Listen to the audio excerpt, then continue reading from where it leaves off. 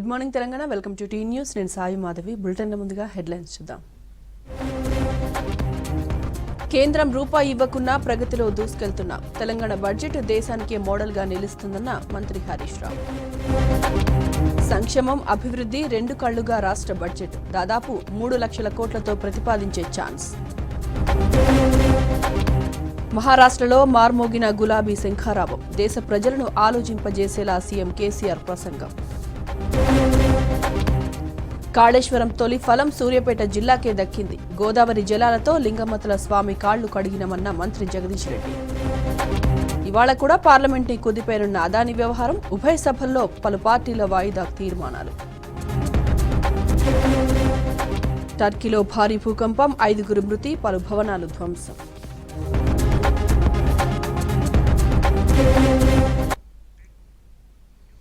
ప్రజల ఆకాంక్షలు, సీఎం కేసీఆర్ ఆలోచనలకు అనుగుణంగా బడ్జెట్ ఉంటుందన్నారు ఆర్థిక మంత్రి హరీష్ రావు. ప్రజా సంక్షేమమే ధ్యేయంగా ఇవాళ ఉదయం 10:30కు ఉభయ సభల్లో బడ్జెట్ ప్రవేశపెడతామని చెప్పారు. సంక్షేమానికి, అభివృద్ధికి బడ్జెట్లో సమ ప్రాధాన్యతమిచ్చామని తెలిపారు. జూబ్లీహిల్స్ వెంకటేశ్వర స్వామి ఆలయంలో ప్రత్యేక పూజలు నిర్వహించిన అనంతరం మంత్రి హరీష్ రావు అసెంబ్లీకి బయలుదేరారు. ఈరోజు శాసనసభలో, శాసన మండలిలో తెలంగాణ రాష్ట్ర ప్రభుత్వం పక్షాన ప్రవేశపెట్టబోతా ఉన్నాం. ఈ బడ్జెట్ తెలంగాణ ప్రజల ఆకాంక్షలకు, గౌరవ ముఖ్యమంత్రి గారి ఆలోచనలకు అనుగుణంగా ఈ బడ్జెట్ ఉంటుంది. మొదటి నుంచి కూడా గౌరవ ముఖ్యమంత్రి గారు ఇటు పేద ప్రజల సంక్షేమానికి, అభివృద్ధికి రెండు జోడెడ్లలాగా ఈ రాష్ట్ర ప్రభుత్వాల బడ్జెట్లు కానీ, ఈ రాష్ట్ర ప్రభుత్వ పనితీరు ఉన్న విషయం తెలుసు. అంటే ఇటు సంక్షేమానికి, అటు అభివృద్ధికి రెండింటికి కూడా సమ ప్రాధాన్యత ఇస్తూ మరి తెలంగాణ రాష్ట్ర ప్రభుత్వం మరి ప్రజలకు సేవలు అందిస్తూ ఉంది. సో ఈసారి కూడా మా బడ్జెట్లో అటు సంక్షేమానికి, ఇటు అభివృద్ధికి రెండింటికి కూడా సమ ప్రాధాన్యత ఇస్తూ మరి ఆ రకంగా బడ్జెట్ ఉంటుంది. ముఖ్యంగా గౌరవ ముఖ్యమంత్రి గారు ప్రజలకు ఎలాంటి మాటలైతే ఇచ్చారో వారి ఆలోచనలు, ప్రజా సంక్షేమమే ధ్యేయంగా మా బడ్జెట్ ఉంటుంది. ఈరోజు కేంద్ర ప్రభుత్వం నుంచి ఎటువంటి సహకారం రాకపోయినా, కేంద్ర ప్రభుత్వం తెలంగాణ పట్ల తీవ్ర వివక్ష చూపుతున్నా, స్వంత కాళ్ళపై నిలబడి ఇవాళ ప్రజలకిచ్చిన ప్రతి హామీని, ఆకాంక్షను నిలబెట్టే విధంగా రాష్ట్ర ప్రభుత్వం ఈరోజు ముందుకు పోతూ ఉంది. ముఖ్యంగా తెలంగాణ మోడల్ ఈరోజు దేశవ్యాప్తంగా చర్చ జరుగుతూ ఉంది. తెలంగాణ ప్రభుత్వం చేస్తున్నటువంటి సంక్షేమ, అభివృద్ధి కార్యక్రమాలను యావత్ దేశమంతా కూడా ఈరోజు ప్రశంసిస్తూ ఉంది. తెలంగాణ పథకాలు దేశానికి, కేంద్ర ప్రభుత్వానికి, ఇతర రాష్ట్రాలకు మోడల్గా కూడా నిలిచాయి. సో తెలంగాణ బడ్జెట్ అనేది ఇవాళ మరి ముఖ్యంగా అటు పేదలకు, ఇటు అభివృద్ధిని రెండింటినీ కూడా సమపాలలో తీసుకుపోతున్న బడ్జెట్ తెలంగాణ బడ్జెట్. ఇవాళ తెలంగాణ బడ్జెట్ అనేది దేశానికి మోడల్గా మిగిలింది. సో ఈ బడ్జెట్ మరి ఉదయం ఈరోజు 10:30కు శాసనసభలో మరి నేను, శాసన మండలిలో మన శాసనసభ వ్యవహారాల మంత్రి ప్రశాంత్ రెడ్డి గారు ప్రవేశపెడతారు. 10:30కి ఈరోజు బడ్జెట్ను మరి ప్రవేశపెట్టడం జరుగుతుంది. ఇప్పటికే ఈ బడ్జెట్ను నిన్ననే రాష్ట్ర కేబినెట్ ఆమోదించడం, గవర్నర్ గారు అనుమతి ఇవ్వడం కూడా జరిగింది. ఈరోజు ఉదయం 10:30కు మరి బడ్జెట్ను శాసనసభలో, శాసన మండలిలో ప్రవేశపెట్టారు. రాష్ట్ర ప్రభుత్వం ఇవాళ అసెంబ్లీలో బడ్జెట్ ప్రవేశపెట్టనుంది. సీఎం కేసీఆర్ అధ్యక్షతన ప్రగతి భవన్లో సమావేశమైన మంత్రివర్గం అసెంబ్లీలో ప్రవేశపెట్టనున్న బడ్జెట్పై విస్తృతంగా చర్చించి ఆమోదించింది. దీంతో 2023-24 ఆర్థిక సంవత్సరానికి సంబంధించిన బడ్జెట్ను ఇవాళ అసెంబ్లీలో మంత్రి హరీష్ రావు ప్రవేశపెట్టనున్నారు. సార్వత్రిక ఎన్నికలకు ముందు చివరి బడ్జెట్ కావడంతో ప్రభుత్వం ఓ భారీ బడ్జెట్ ప్రవేశపెట్టే అవకాశం ఉన్నట్లు తెలుస్తోంది. ప్రభుత్వ ప్రాధాన్యమున్న పథకాలకు బడ్జెట్ కేటాయింపుల్లో పెద్దపీట వేయనున్నట్లు సమాచారం. ఈ మేరకు 3 లక్షల కోట్లకు బడ్జెట్ ప్రవేశపెట్టే ఛాన్స్ ఉంది.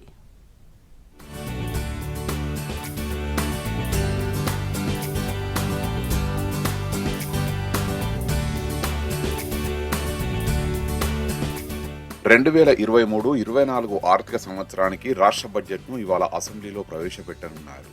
ఉదయం 10:30 గంటలకు శాసనసభలో ఆర్థిక మంత్రి హరీష్ రావు, శాసన మండలిలో శాసనసభ వ్యవహారాల శాఖ మంత్రి వేముల ప్రశాంత్ రెడ్డి ప్రవేశపెట్టనున్నారు. గతేడాది 2.71 లక్షల కోట్ల రూపాయలతో రాష్ట్ర బడ్జెట్ను ప్రవేశపెట్టిన రాష్ట్ర ప్రభుత్వం ఈసారి అంతకంటే ఎక్కువే బడ్జెట్ను ప్రవేశపెట్టే అవకాశం ఉందని ఆర్థిక విశ్లేషకులు చెబుతున్నారు. బడ్జెట్పై ఆర్థిక మంత్రి హరీష్ రావు, ఆర్థిక శాఖ ముఖ్య కార్యదర్శి రామకృష్ణారావు సహా ఉన్నతాధికారులతో సీఎం కేసీఆర్ 20 రోజులుగా సుదీర్ఘ కసరత్తు చేశారు. వివిధ శాఖలకు సంబంధించి గత కేటాయింపులు, చేసిన వ్యయం వంటి అంశాలపై సమీక్షించారు. గత అనుభవాల్ని పరిగణలోకి తీసుకుని వచ్చే ఆర్థిక సంవత్సరానికి చేపట్టబోయే అభివృద్ధి సంక్షేమ కార్యక్రమాలపై సీఎం కేసీఆర్ పలు సూచనలు చేశారు.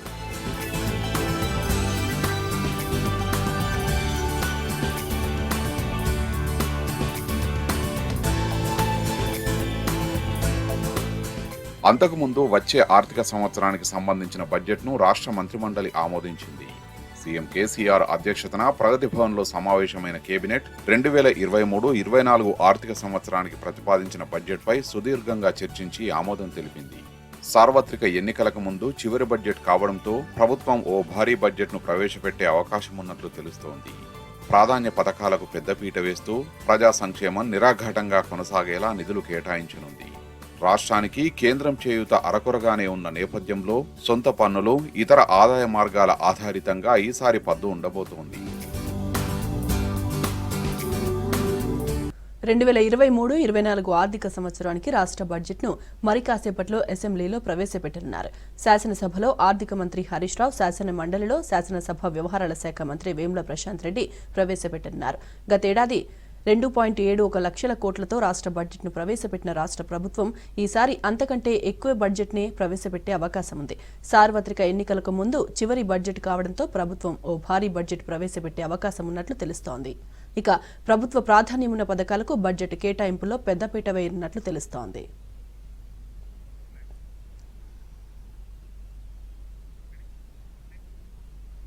అసెంబ్లీ సమావేశాలకు సంబంధించి మరింత సమాచారం మా ప్రతినిధి గణేష్ అందిస్తారు. Ganesh, good morning. ఇవాల్టి అసెంబ్లీ సమావేశాల ఎజెండా ఏంటి? ఈరోజు అసెంబ్లీకి సంబంధించి ముఖ్యంగా బడ్జెట్ సమావేశాల సందర్భంగా ఈరోజు బడ్జెట్ 10:30 గంటలకు మంత్రి హరీష్ రావు, ఆర్థిక శాఖ మంత్రి హరీష్ రావు ప్రవేశపెట్టినారు. కొద్దిసేపటి క్రితం మంత్రి హరీష్ రావు బడ్జెట్కి సంబంధించిన ప్రతిపాదన తీసుకునేప్పటికీ అసెంబ్లీకి చేరుకోవడం జరిగింది. అసెంబ్లీకి సంబంధించి శాసనసభలో మంత్రి హరీష్ రావు, ఆర్థిక శాఖ మంత్రి హరీష్ రావు బడ్జెట్ ప్రవేశపెట్టడం జరుగుతుంది. అలాగే శాసన మండలిలో వేముల ప్రశాంత్ రెడ్డి, శాసనసభ వ్యవహారాల మంత్రి వేముల ప్రశాంత్ రెడ్డి శాసన మండలిలో ప్రవేశపెట్టడం జరుగుతుంది. సో మొత్తంగా అభివృద్ధి, సంక్షేమం అనే రెండు ముందుకు తీసుకెళ్తూ రెండింటిని కూడా సమూజిగా తీసుకెళ్తూ తెలంగాణ రాష్ట్ర ప్రభుత్వం గతం నుంచి కూడా తెలంగాణ రాష్ట్రం ఏర్పడినప్పటి నుంచి కూడా అన్నింటినీ కూడా ముందుకు తీసుకెళ్లడం జరుగుతుంది. ఇందులో భాగంగానే ఈరోజు కూడా అదే స్థాయిలో కూడా బడ్జెట్ ఉండబోతుందని అంచనాలు ఉండడం జరిగింది. గత సంవత్సరం చూసుకున్నట్టయితే గతంలో చూసుకున్నట్టయితే లాస్ట్ ఇయర్ 2021-23 వరకు చూసుకున్నట్టయితే 2,56 లాక్స్ క్రోర్స్గా 2.56 లక్షల కోట్లుగా బడ్జెట్ ఉండడం జరిగింది. ఈసారి కూడా దాదాపుగా 3 లక్షల కోట్ల వరకు కూడా బడ్జెట్ ఉండే అవకాశాలు ఉంటాయని చెప్పడం జరుగుతుంది. ఎందుకంటే సంక్షేమానికి పెద్దపీట వేస్తూ అటు పారిశ్రామికంగా కూడా అభివృద్ధిని ముందుకు తీసుకెళ్లాలి కాబట్టి అది పెంచే అవకాశాలు కూడా కనబడడం జరుగుతుంది. ఎందుకంటే గతంలో చూసుకున్నట్టే అంచనాన్ని బట్టి ఈసారి కూడా అంతే పెరుగుతుందనే అంచనాలు కూడా ఉండడం జరిగింది. ఒక పక్క చూసుకున్నట్టయితే మనకు పారిశ్రామికంగా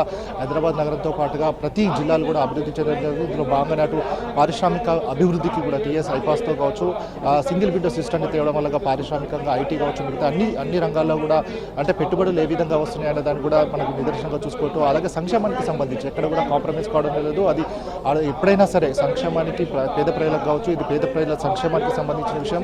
అలాగే సీఎం పేదల పక్షపాతి కాబట్టి సంక్షేమానికి కూడా ఎప్పుడూ లోటు కాకుండా ఉండాలనుకుంది ఆయన ముందుగా ఉండడం జరిగింది. కాబట్టి సంక్షేమానికి పెద్ద పెట్టడం జరుగుతుంది. ఎందుకంటే దళిత బంధు కావచ్చు, అలాగే ఆసరా పెన్షన్ కావచ్చు, రైతు బంధు, రైతు బీమా లాంటి సంక్షేమ పథకాలు ఏవైతే ఉన్నాయో వాటికి సంబంధించి కూడా బడ్జెట్లో ఇంకా ఎక్కువ కేటాయింపులు చేసే అవకాశం కనబడుతుంది.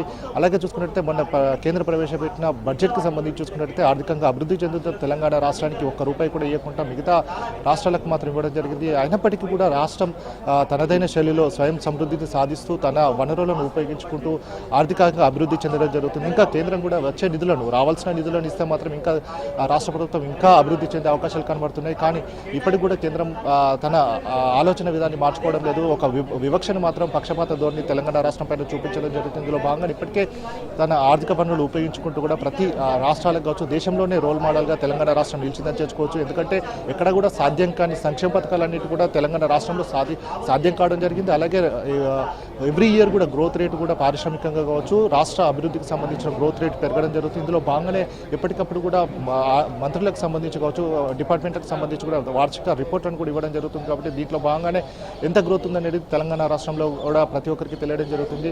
సో సంక్షేమానికి పెద్దపీట వేస్తూ రాష్ట్రంలోనే దేశంలోనే అన్ని రాష్ట్రాలు కూడా దేశం వైపు చూడడం జరుగుతుంది. అటు ఎందుకంటే కాళేశ్వరం లాంటి మహా ప్రాజెక్టును నియమించడం కావచ్చు, మిషన్ భగీరథ లాంటి ప్రతి ఒక్కరికి కూడా ఇంటింటికి నల్లా నీరు, ఈ మంచినీటిని ఉచితంగా ఇవ్వడం కావచ్చు, ఇవన్నిటి చూసుకుంటే మాత్రం దేశానికి రోల్ మోడల్గా ఈ తెలంగాణ రాష్ట్రం నిలిచిందని చెప్పుకోవచ్చు. ఇందులో భాగంగా ఈరోజు ప్రవేశపెట్టడం జరుగుతున్న బడ్జెట్ ఏదైతే ఉండడం జరిగిందో దాదాపుగా 3 లక్షల కోట్ల వరకు ఉంటుందనే అంచనా ఉండడం జరిగింది. కాబట్టి అటు సంక్షేమము అభివృద్ధికి రెండింటిని దృష్టిలో ఉంచుకొని కూడా ఈసారి మంత్రి హరీష్ రావు ఇటు శాసనసభలో ప్రవేశపెట్టడం జరుగుతుంది. కాబట్టి ప్రతి ఒక్కరు కూడా ఈసారి ఎన్నికల సందర్భం కావచ్చు, లాస్ట్ బడ్జెట్గా ఉంటున్న నేపథ్యంలో కూడా ప్రతి ఒక్కరు కూడా ఆలోచనలు కావచ్చు, మరి ఇంకా ఎక్కువ నిధులు కేటాయింపులు ఉంటాయనేది కూడా ప్రతి ఒక్కరు కూడా చూడడం జరుగుతుంది. Vote right Ganesh, thank you.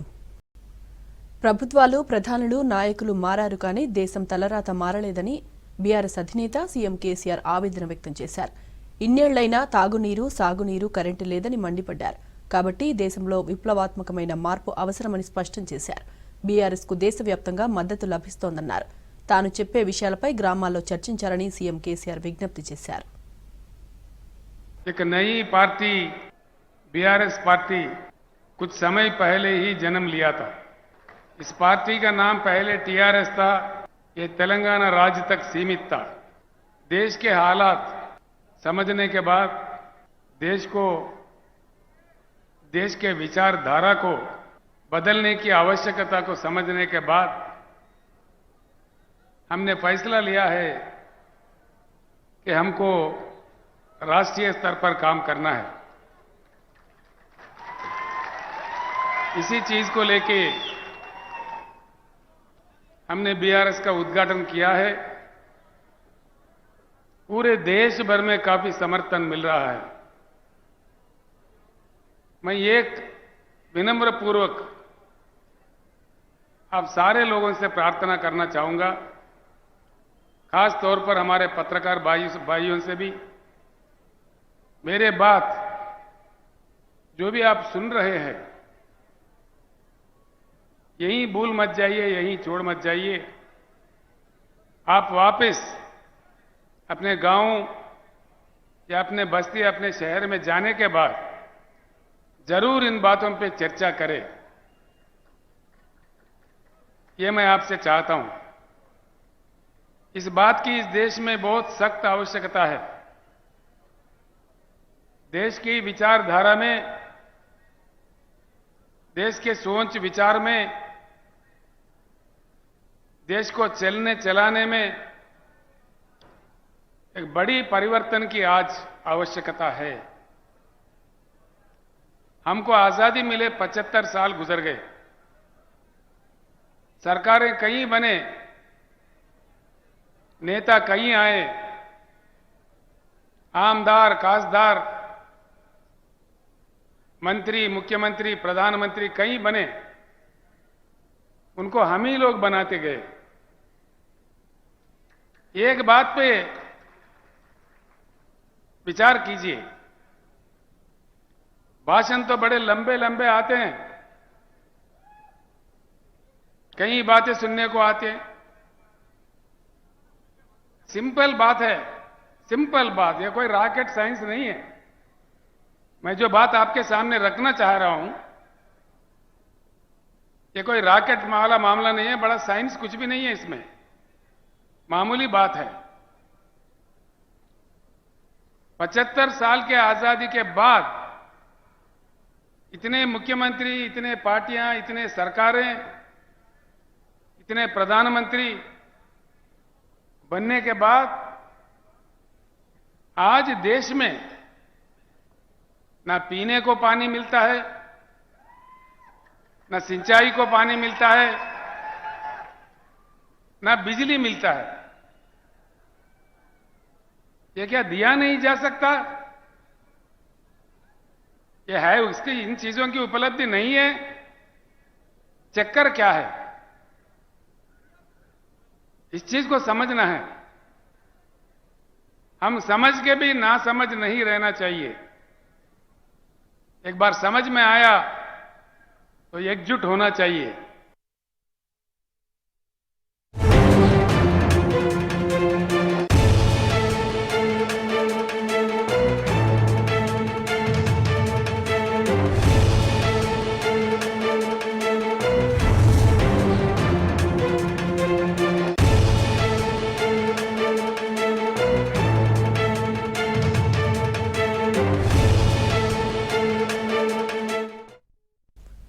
Adani enterprises తో పాటు ఆయన కంపెనీలపై హిండెన్బర్గ్ ఇచ్చిన నివేదికపై చర్చించాలంటూ రాజ్యసభలో వాయిదా తీర్మానమిచ్చింది బీఆర్ఎస్.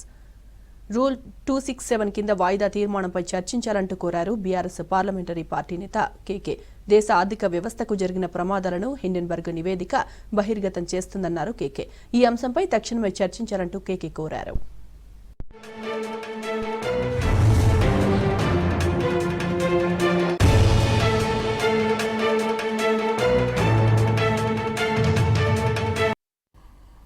Welcome back.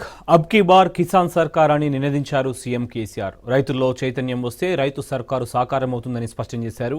అబ్ కీ బార్ కిసాన్ సర్కార్ అని నినదించిన దేశంలోని ఏకైక పార్టీ బీఆర్ఎస్ అన్నారు. మతాలు, జెండాలు, కులాల పేరుతో దేశంలో మార్పు వస్తుందని అనుకోవడం మూర్ఖత్వం అన్నారు. మహారాష్ట్రలో రైతు ఆత్మహత్యలు అత్యధికంగా జరుగుతున్నాయని సీఎం కేసీఆర్ ఆవేదన వ్యక్తం చేశారు. आज के समय बड़ा दुख होता है, महाराष्ट्र राज्य में सबसे ज्यादा किसान आत्महत्या कर रहे हैं. क्या कारण है, क्या बात है? दया करके सोचिए. आत्महत्या कोई भी इंसान कब करता है? सारे ही रास्ते बंद होने के बाद मजबूरी हालत में, बड़ी आक्रोशित परिस्थिति में कितना उनका आत्मा घोषण करता होगा, कितना दुख होता होगा. अपने प्रियजनों को, अपने बच्चों को, अपने परिवार को छोड़ के किसी किसान आत्महत्या कर रहा है. क्यों करता है? देश को अन्नदान देने वाला अन्नदाता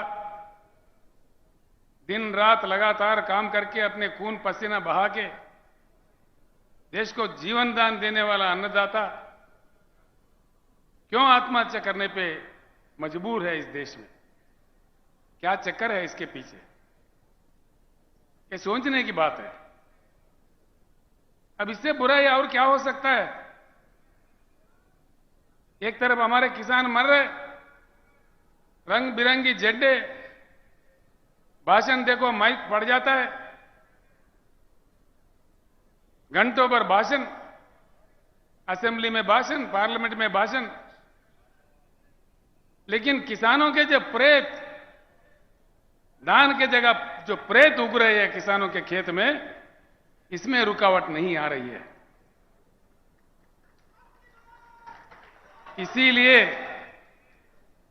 बीआरएस का सबसे पहले नारा हिंदुस्तान में पहली बार किसी पार्टी ने कहा है, वो बीआरएस पार्टी है, अब की बार किसान सरकार.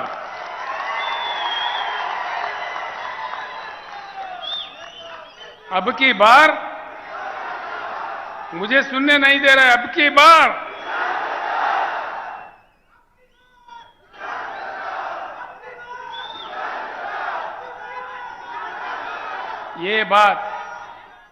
ये बात अगर हमारे किसान समझे,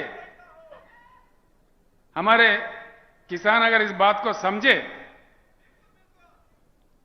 धर्म के नाम पे, रंग बिरंगी झंडों के नाम पे, जाति के नाम पे, राजनीतिक पार्टियों के नाम पे बंटवारा नहीं होते हुए अगर हम एकत्रित हो, एकजुट हो, वज्रमूठ हो, ये कोई असंभव बात नहीं है. सिंपल बात है. इस देश में किसानों की संख्या 42% से ज्यादा है. 16 करोड़ हमारे किसान परिवार है. और उसमें मजदूर खेती, हमारे खेती पे काम करने वाले जो मजदूर भाई है, हमारे साथी है, वो दोनों अगर मिला दिए हम 50% से आगे है. सरकार बनाने के लिए इससे ज्यादा ताकत नहीं चाहिए. एक ही बात गांव में जाके चर्चा कीजिए आज रात में, आज में, कल में, जब आपको टाइम मिले, अपने दोस्तों के साथ, अपने किसानों के साथ संजीदा बैठ के चर्चा उठाइए. क्या केसीआर ने आके नांदेड़ में ऐसा कहा कि ये बात सच है कि झूठ है? मैं इतना ही आपसे प्रार्थना करता हूं, जो लोग समझते हैं बात को एक दीप से दूसरा दीप जलाए जैसा बात को फैलाना चाहिए, समझाना चाहिए। मुझे पूर्ण विश्वास है भारत बुद्धिजीवियों का देश है, बुद्धुओं का देश नहीं है।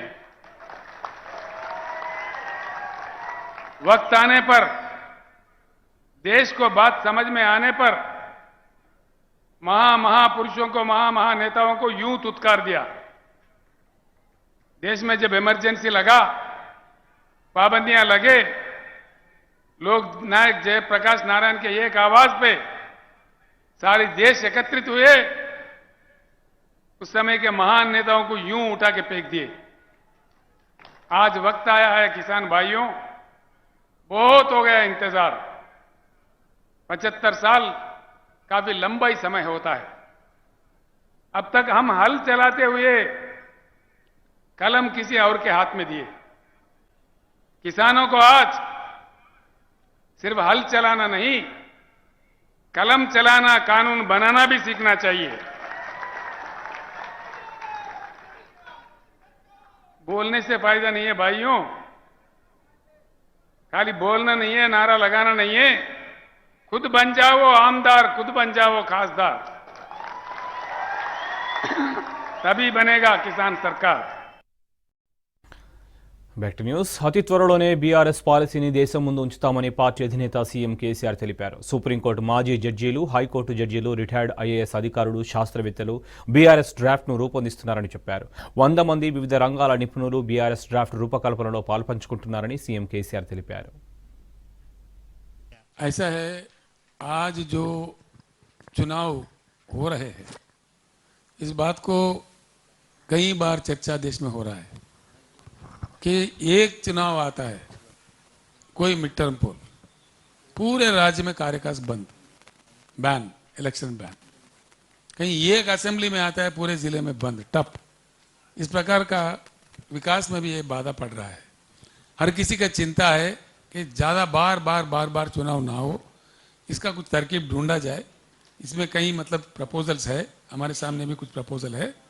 उसमें मैंने दिया एक चीज़, जहाँ सरकार गिर जाता है किसी राज्य का, तो बाकी टाइम के लिए ही चुनाव हो, 5 साल के लिए फिर ना हो, ऐसे कुछ है। बीआरएस पॉलिसी की टोटल ड्राफ्ट बन रही है। उसमें कुछ सुप्रीम कोर्ट के भी फॉर्मर जजेस है, जिनको हमने रिक्वेस्ट किया है, वो लोग लगे हुए हैं। हाई कोर्ट के भी चीफ जस्टिस भी है, वो लोग भी लगे हुए हैं। कई श्रेया पांड्या, कौशिक बसु जैसे, गोविंद राव जी जैसे अर्थशास्त्री भी है, उनको भी मैंने रिक्वेस्ट किया है। और कई शास्त्रज्ञ हैं जैसे अशोक गुलाटी जैसे एग्रो इकोनॉमिस्ट भी है, उनको भी मैंने रिक्वेस्ट किया है। और कम से कम एक 50-60 रिटायर्ड आईएएस ऑफिसर्स भी है, राज्यों में चीफ सेक्रेटरी के दर्जे में, सेंट्रल गवर्नमेंट के कई बड़े पोस्टों पे काम करने वाले लोग भी है। एक 100-125 लोगों की गुट इस पे काम कर रही है। एक डॉक्यूमेंट के शक्ल में कुछ ही समय में हम देश के सामने उसको पेश करेंगे. Welcome back. అగ్నివీర్ సెలక్షన్స్లో కరీంనగర్కు చెందిన ఢిల్లీ డిఫెన్స్ అకాడమీ విద్యార్థులు సత్తా చాటారు. ఏకంగా 218 మంది విద్యార్థులు అగ్నివీరులుగా ఎంపికయ్యారు. వీరందరినీ సంస్థ చైర్మన్ కొత్త సతీష్ రెడ్డితో పాటు మైత్రి ఛానల్ చైర్మన్ కొత్త జైపాల్ రెడ్డి అభినందించారు. భారత ఆర్మీ జనరల్ డ్యూటీ విభాగంలో 168 మంది, టెక్నికల్ విభాగంలో 35 మంది విద్యార్థులు అగ్నివీరులుగా ఎంపికైనట్లు సతీష్ రెడ్డి తెలిపారు. మారుతున్న అభ్యర్థుల ఎంపిక విధానానికి అనుగుణంగా విద్యార్థులను తీర్చిదిద్దడంలో తమ అకాడమీ శ్రద్ధ వహిస్తుందని చెప్పారు.